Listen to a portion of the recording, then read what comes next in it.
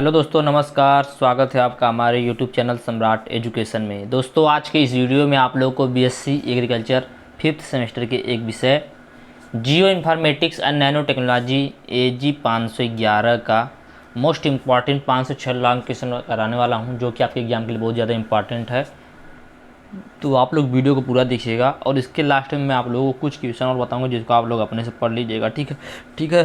क्योंकि इसके बाद अब वीडियो नहीं है, क्योंकि कल के बाद परसों भी आप लोगों का एग्ज़ाम है, इसलिए इलेक्टिव सब्जेक्ट 5 है, तो मुझे पाँचों सब्जेक्ट का वीडियो बनाना है, क्योंकि सभी लोग अलग अलग सब्जेक्ट से हैं, इसकी वजह से।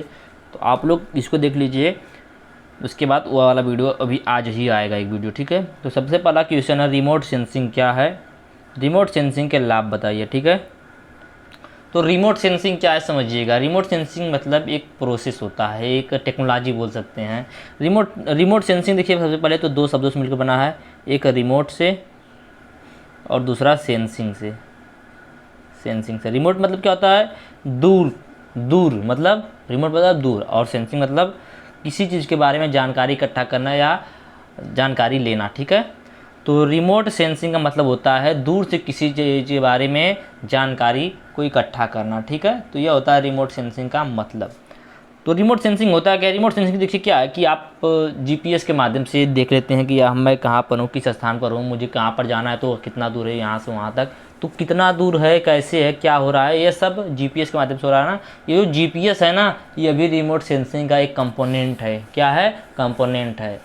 GPS क्या कर रहा है? दूर से ही देख ले रहा है ज़मीन के ऊपर कि कौन सा लोकेशन कहाँ पर जाएगा, किस गांव में, किस शहर में, किस गली में कैसे कैसे जाना है, किस रास्ते पर, सब कुछ बता देता है। तो ये सब क्या है? रिमोट सेंसिंग है। यही सब रिमोट सेंसिंग है। जरूरी नहीं कि रिमोट सेंसिंग से ज़मीन के आंतरिक भाग या अंदर की जानकारी को इकट्ठा करें, कोई भी जानकारी हम लोग ले सकते हैं रिमोट सेंसिंग से, इस प्रकार से दूर से। ठीक है। तो रिमोट सेंसिंग एक तकनीक है जिसके उपयोग से दूर से पर्यावरण के बारे में जानकारी प्राप्त किया जा सकता है। ठीक है। रिमोट सेंसिंग दो शब्दों से मिलकर बना है, रिमोट प्लस सेंसिंग, जहाँ पर रिमोट का तात्पर्य होता है दूर तथा सेंसिंग का तात्पर्य होता है जानकारी लेना। तो जब हम दूर से किसी चीज़ के बारे में या किसी वस्तु के बारे में जानकारी लेते हैं तो उसे रिमोट सेंसिंग कहा जाता है। ठीक है। जब हम दूर से किसी वस्तु के बारे में जानकारी लेते हैं या पर्यावरण के बारे में जानकारी लेते हैं तो उसको बोलते हैं रिमोट सेंसिंग। ठीक है। या तो किसी वस्तु के सीधे संपर्क में आए बिना उसके बारे में आंकड़े संग्रह करना, डाटा को स्टोर करना, डाटा एकत्रित करना, ये क्या कहलाता है? रिमोट सेंसिंग कहलाता है। ठीक है। कृषि में रिमोट सेंसिंग का उपयोग फसलों, मिट्टी, मौसम के पैटर्न और अन्य पर्यावरणीय कारकों के बारे में डेटा इकट्ठा करने के लिए किया जाता है। ठीक है। जो कृषि है, कृषि में रिमोट सेंसिंग का उपयोग फसल के लिए मिट्टी, मौसम के पैटर्न और अन्य पर्यावरणीय कारकों के बारे में डेटा को इकट्ठा करने के लिए किया जाता है, जो फसल की वृद्धि और उपज को प्रभावित करता है। क्या करता है? फसल की वृद्धि और उपज को प्रभावित करता है। आगे देखते हैं। रिमोट सेंसिंग में पृथ्वी की सतह के बारे में डेटा एकत्र करने के लिए उपग्रहों मतलब सैटेलाइट, हवाई जहाज या ड्रोन पर लगी विभिन्न प्रकार के सेंसर जैसे कैमरे और स्कैनर का उपयोग किया जाता है। रिमोट सेंसिंग के माध्यम से प्राप्त डेटा का उपयोग कृषि क्षेत्र में विस्तृत मानचित्र बनाने के लिए, फसल स्वास्थ्य का विश्लेषण करने के लिए और समय के साथ पर्यावरण में होने वाले परिवर्तनों की निगरानी के लिए किया जा सकता है। ठीक है। तो यह रिमोट सेंसिंग के बारे में मैंने बताया। आगे देखेंगे रिमोट सेंसिंग के बारे में। रिमोट सेंसिंग का लैब, इसको मैंने मैराथन क्लास में करवाया था, लेकिन फिर करवा रहा हूँ क्योंकि बहुत ज़्यादा इंपॉर्टेंट भैया। तो इसका लाभ क्या है? तो यह बड़े भौगोलिक क्षेत्र से ताज़ी जानकारी प्राप्त करने के लिए अपेक्षाकृत सस्ती और तेज विधि होती है। मतलब बड़ा भौगोलिक क्षेत्र है, इसके बारे में आपको जानकारी प्राप्त करनी है। जैसे भारत हमारा देश समझ लीजिए, बहुत बड़ा भौगोलिक क्षेत्र है। ठीक है। इसके बारे में नई जानकारी हम लोगों को प्राप्त करने के लिए यह जो रिमोट सेंसिंग है यह मदद कर सकता है। ठीक है। यह उन क्षेत्रों में से आंकड़ों को प्राप्त करने में मदद कर सकता है जहां पर पहुंचना बहुत कठिन है। ठीक है। दुर्गम क्षेत्र जो होते हैं वहां पर आंकड़े को प्राप्त करने में मदद करता है। आगे छोटे पैमाने पर क्षेत्रीय घटना जो जमीन से अदृश्य होते हैं उसके लिए भी इसको स्पष्ट देखा जा सकता है। ठीक है। तो जमीन पर कुछ ऐसी घटनाएं होती हैं जिनको हम लोग जमीन पर रहकर भी नहीं देख सकते, लेकिन सैटेलाइट के माध्यम से, रिमोट सेंसिंग के माध्यम से हम लोग देख सकते हैं। ठीक है। कंप्यूटर की दक्षता से इसे आसानी से अन्य भौगोलिक कवरेज में GIS के साथ संयुक्त कर सकते हैं। ठीक है। कंप्यूटर की दक्षता से, जो भी स्किल होगी कंप्यूटर की, उसे आसानी से अन्य भौगोलिक क्षेत्र कवरेज में संयुक्त कर सकते हैं इसे। ठीक है। तो यह था रिमोट सेंसिंग। उम्मीद करते हैं रिमोट सेंसिंग समझ में आया होगा। आगे अगला क्वेश्चन है, कृषि में भौगोलिक सूचना प्रणाली के उपयोग की व्याख्या कीजिए। तो भौगोलिक सूचना प्रणाली होती क्या है? जियोग्राफिकल इंफॉर्मेशन सिस्टम, ठीक है, जियोग्राफिकल इंफॉर्मेशन सिस्टम इसको बोला जाता है। तो यह एक टेक्नोलॉजी, यह भी एक टेक्नोलॉजी है, ठीक है। तो कृषि में भौगोलिक सूचना प्रणाली का उपयोग बेहतर और कृषि प्रबंधन और उन्नत निर्णय खेती प्रक्रियाओं के लिए किया जाता है, ठीक है। कृषि में भौगोलिक सूचना प्रणाली जो होता है उसका उपयोग कृषि प्रबंधन के लिए और उन्नत खेती प्रक्रियाओं के लिए किया जाता है। यह एक तकनीकी प्रणाली होती है जो भूमि से संबंधित जानकारी को क्या करती है? संग्रहित करती है, उसको फिर संगठित करती है, फिर विश्लेषित करने की क्षमता रखती है, ठीक है। जीआईएस का मतलब ये होता है भूमि जैसे है ना, तो भूमि के अंदर से क्या जानकारी को स्टोर करना, ठीक है। स्टोर करने के बाद उसे संगठित करना, मतलब मैनेजमेंट करना उसका, फिर उसके बाद उसको विश्लेषित करना, किस प्रकार से क्या है, कितना है, ठीक है। तो इस प्रकार की जानकारी को जीआईएस बोला जाता है।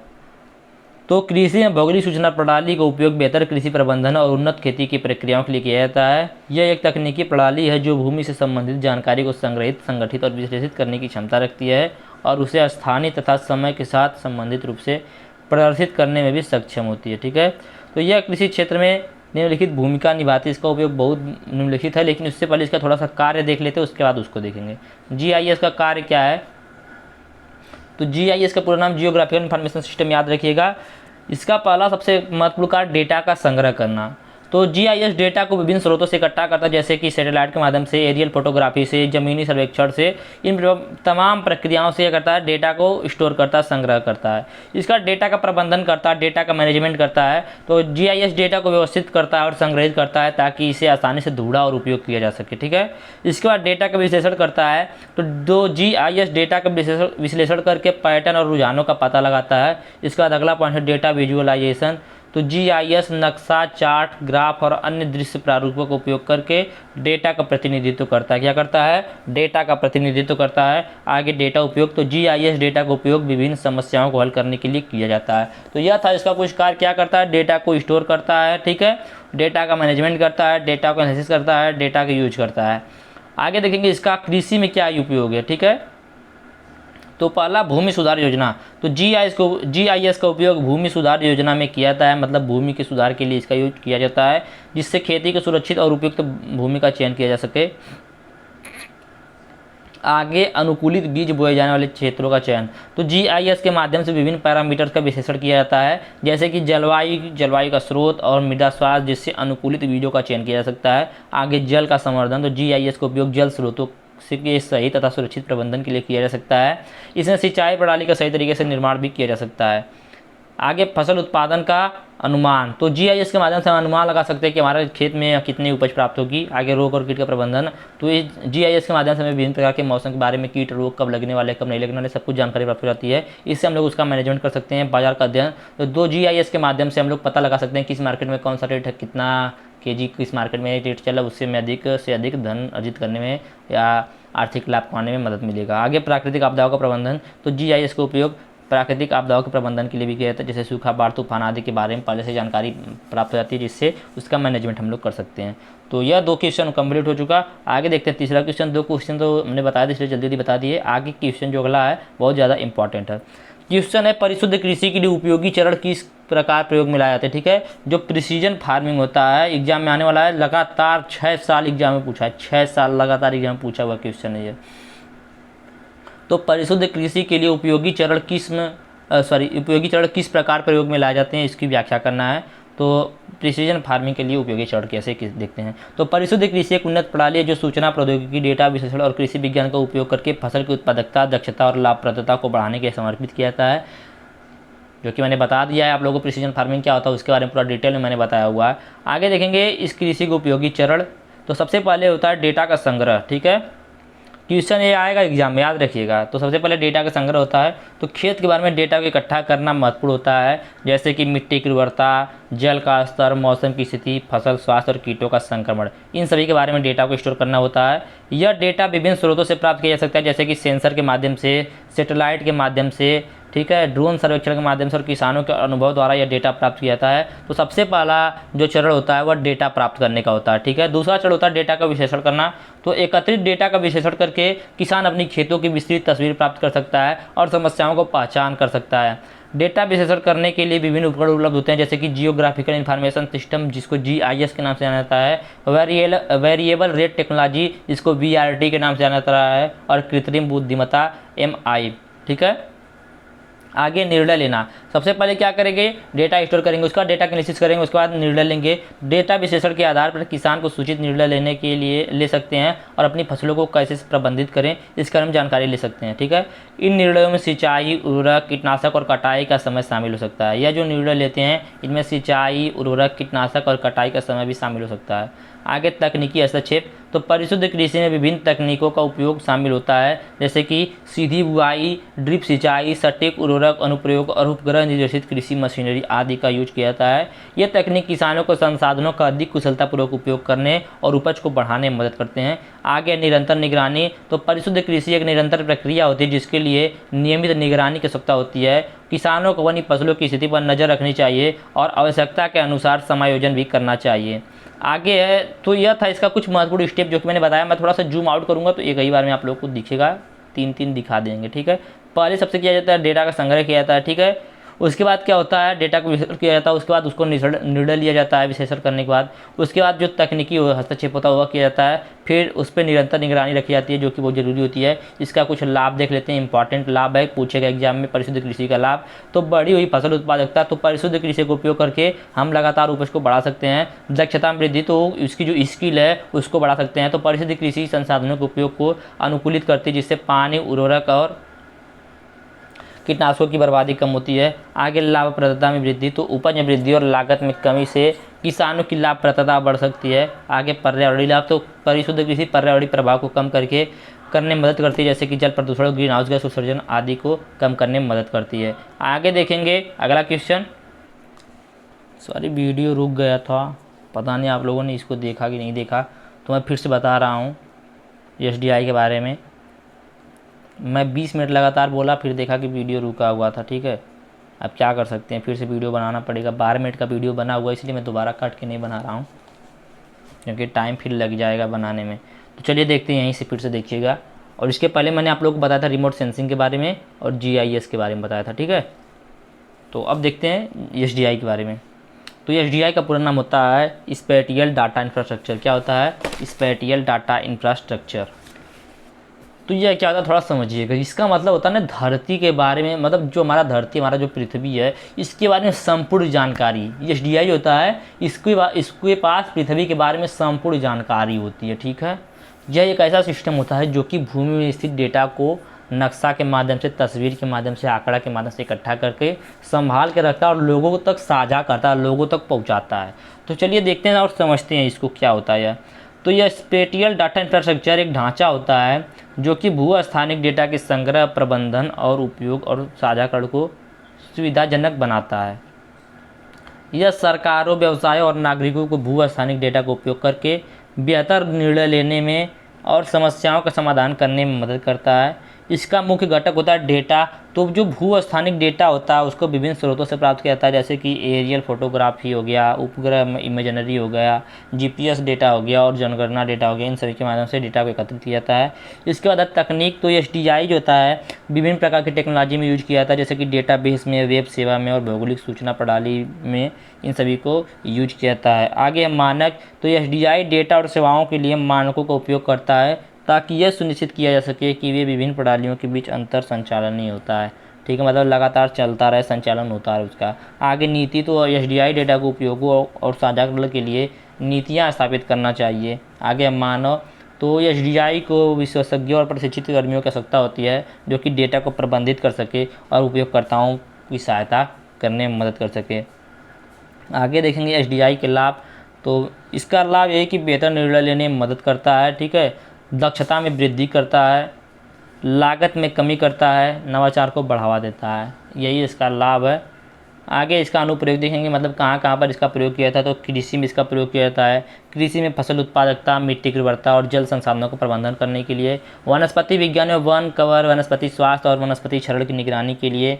भू विज्ञान में भूवैज्ञानिक संरचनाओं, खनिज संसाधनों और प्राकृतिक खतरों का मानचित्रण करने के लिए। जल विज्ञान में जल संसाधनों, बाढ़ और सूखे की निगरानी करने के लिए। शहरी नियोजन में आपदा प्रबंधन में सुरक्षा और रक्षा के लिए इसका यूज किया जाता है। ठीक है, आसान शब्दों में समझे तो जो एसडीआई है यह एक ढांचा है, ये एक इंफ्रास्ट्रक्चर है जो भू रासायनिक डेटा के संग्रहण, प्रबंधन, वितरण, उपयोग और रखरखाव को सक्षम बनाता है। जो भूमि में स्थित जो डेटा होती है उसके वितरण के लिए, प्रबंधन के लिए और उपयोग के रखरखाव को सक्षम बनाता है। भौगोलिक संदर्भ के साथ डेटा को एकीकृत करने और साझा करने के लिए नीतियों, मानकों, तकनीकों और मानव संसाधनों का एक समूह होता है। ठीक है, सरल भाषा में कहें तो एसडीआई एक ऐसी प्रणाली होती है जो भौगोलिक डेटा को व्यवस्थित करती है। इसमें नक्शा, उपग्रह मतलब सैटेलाइट चित्र, जनगणना और जीपीएस निर्देशांक जैसी चीज़ें शामिल होती हैं। तो यह था एसडीआई के बारे में। अगला क्वेश्चन हम लोग देखेंगे। तो अगला क्वेश्चन है नैनो टेक्नोलॉजी क्या है, उर्वरक में नैनो टेक्नोलॉजी का क्या महत्व है। थोड़ा नैनो टेक्नोलॉजी के बारे में बताऊंगा, उसको सुनिएगा। तो ये नैनो टेक्नोलॉजी शब्द है, ठीक है, नैनो टेक्नोलॉजी शब्द है। तो इस शब्द का प्रयोग सबसे पहले एक जापान के वैज्ञानिक थे जिनका नाम था नोरियो तानीगुची। क्या नाम था, मैं लिख देता हूँ, नोरियो तानीगुची,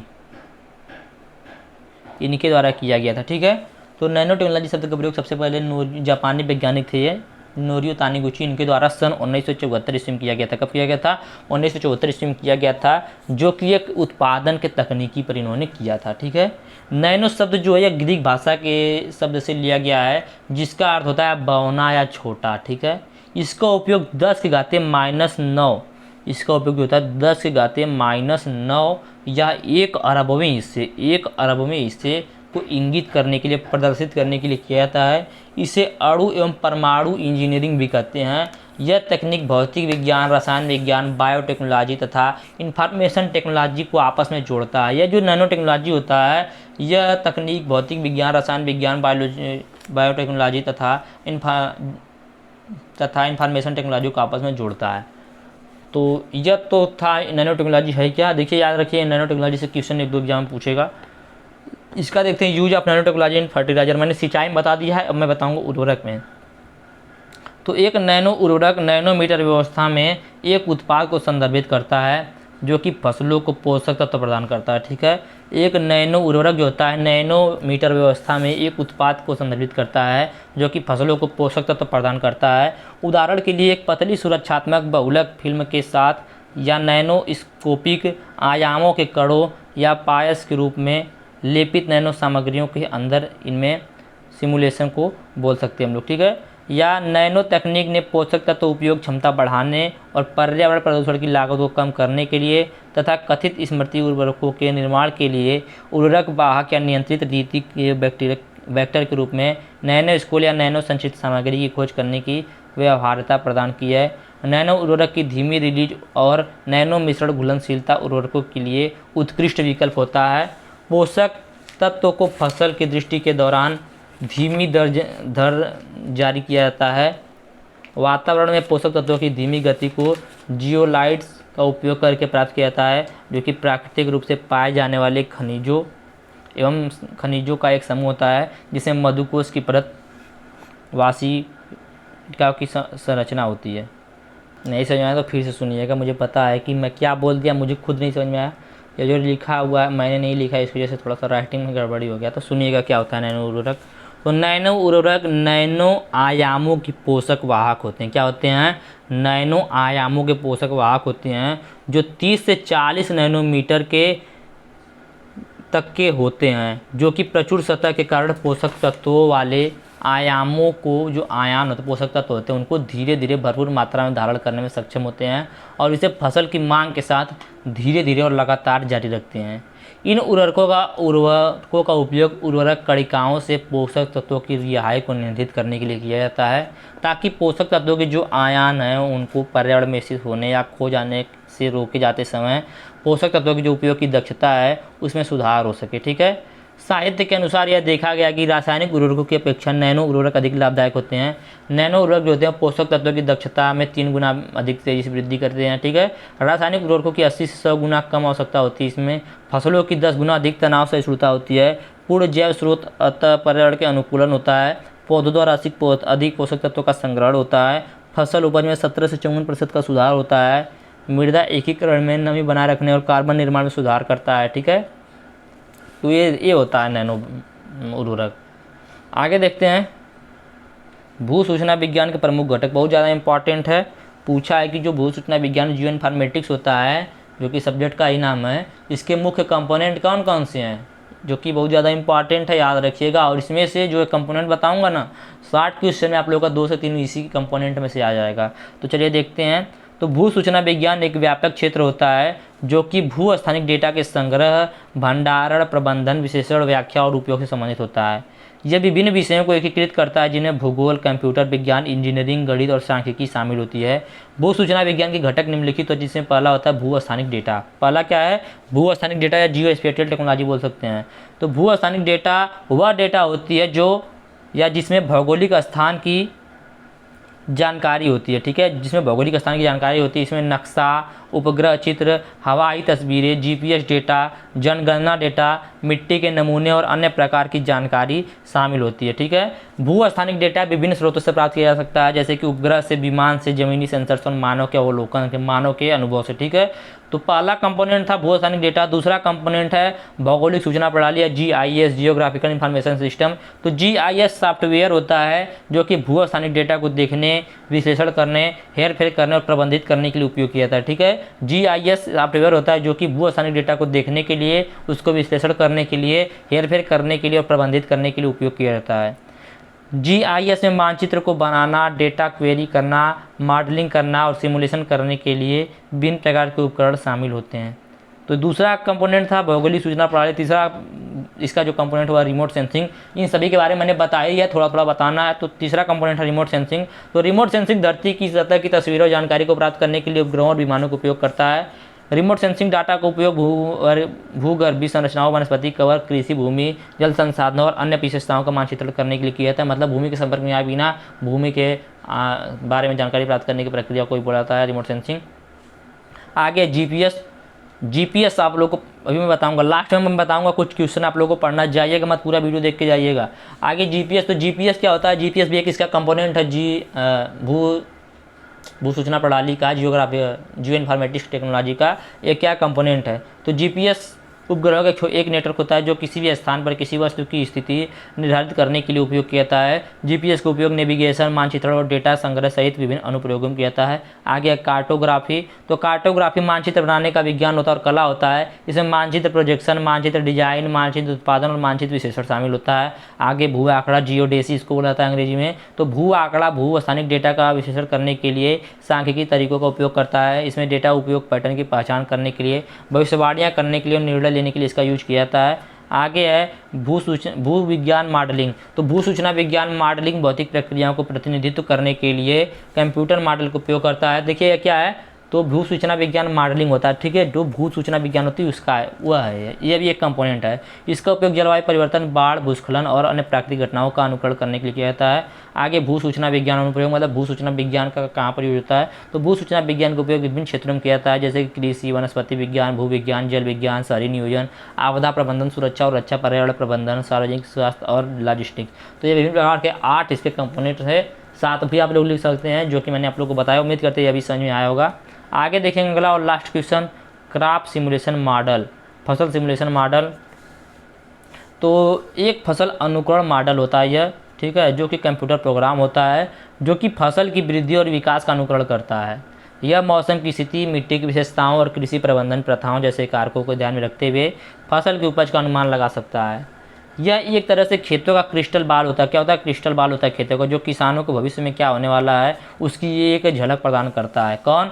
तो क्रॉप सिमुलेशन मॉडल। आगे देखेंगे ये क्रॉप सिमुलेशन मॉडल है क्या? तो क्रॉप सिमुलेशन मॉडल कंप्यूटर आधारित उपकरण होता है जिसका उपयोग विभिन्न पर्यावरणीय प्रबंधन परिदृश्यों के तहत फसलों की वृद्धि, विकास और उपज का अनुकरण करने के लिए किया जाता है। ये विभिन्न जैविक, भौतिक और रासायनिक प्रक्रियाओं को एकीकृत करते हैं जो फसलों की वृद्धि और विकास को नियंत्रित करते हैं, जिसमें प्रकाश संश्लेषण, श्वसन, वाष्पोत्सर्जन, पोषक तत्व ग्रहण और आवंटन शामिल होता है, ठीक है। यह मॉडल तापमान, वर्षा, सौर विकिरण, मिट्टी की नमी और पोषक तत्वों की उपलब्धता जैसे पर्यावरणीय कारकों के प्रभावों को भी ध्यान में रखते हैं। फसल सिमुलेशन मॉडल विभिन्न बढ़ती परिस्थितियों के लिए में फसल के प्रदर्शन की भविष्यवाणी करने, फसल प्रबंधन रणनीतियों को अनुकूलित करने और फसल उत्पादन पर जलवायु परिवर्तन के संभावित प्रभावों का आकलन करने के लिए उपयोगी होता है। इसका उपयोग फसल पैदावार पर सिंचाई, उर्वरक और कीट नियंत्रण जैसी विभिन्न कृषि पद्धतियों के प्रभावों का मूल्यांकन करने के लिए और पानी, उर्वरक और कीटनाशकों जैसे संसाधनों का उपयोग करने के लिए, अनुकूलित करने के लिए किया जाता है। तो ये कुछ क्वेश्चन थे जो कि मैंने बता दिया आप लोगों को, उसको मैंने सॉल्व करा दिया है। कुछ क्वेश्चन अभी मैं बताऊंगा जिसको मैं नहीं सॉल्व कराऊंगा। यदि आप लोग कमेंट करेंगे और इस वीडियो पर 15 कमेंट 30 लाइक हो जाएगा, तब मैं इसके बाद वीडियो बनाऊंगा जो क्वेश्चन अभी बताने जा रहा हूँ उसके बारे में। तो क्वेश्चन पहला जीपीएस के बारे में डिटेल में पढ़ना आप लोगों को, ठीक है। जीपीएस के बारे में डिटेल में पढ़ना है, जियो स्पेटियल टेक्नोलॉजी के बारे में, भू स्थानिक प्रौद्योगिकी के बारे में, एरियल फोटोग्राफी के बारे में डिटेल में पढ़ना है, ठीक है। नैनो टेक्नोलॉजी क्या होता है उसके बारे में डिटेल में पढ़ना है। नैनो टेक्नोलॉजी के बारे में पूरा एकदम A to Z पूरा आप लोगों को डिटेल में पढ़ना है। ऐसा नहीं कि कहीं से पढ़ के छोड़ दे। अब जैसे नैनो टेक्नोलॉजी में आप नैनो सिंचाई मतलब सिंचाई का प्रयोग कैसे करेंगे इसका यूज करके, इसके बारे में पढ़ेंगे। उर्वरक का कैसे यूज करेंगे उसके बारे में पढ़ेंगे, ठीक है। तो इसको पढ़ना है। और आप लोगों को रिमोट सेंसिंग मैंने बता दिया है और प्रिसीजन फार्मिंग के बारे में पढ़ना है, ठीक है। जियोडेसी के बारे में पढ़ना है जो कि इसका क्या है, एक पार्ट है, इसका एक कंपोनेंट है इस सब्जेक्ट का। तो बस इतना ही आप लोगों को पढ़ना है और उम्मीद करेंगे यदि आप लोग इतना पढ़ लेंगे ना तो लगभग एग्जाम में आने वाले सभी क्वेश्चन आप लोगों को आएंगे। आप लोग को ऑप्शन भी चूज करने का मन नहीं करेगा, आप लोग सभी क्वेश्चन कर सकते हैं। ऐसा हो सकता है कि पेपर आए आप लोग का। और उम्मीद करते हैं वीडियो अच्छा लगा होगा। वीडियो अच्छा लगा तो वीडियो को लाइक कीजिएगा, चैनल को सब्सक्राइब कीजिएगा, अपने दोस्तों के पास शेयर कीजिएगा। वीडियो पर 30 लाइक कर दीजिएगा, उसके बाद अगला वीडियो आ जाएगा। धन्यवाद, जय हिंद।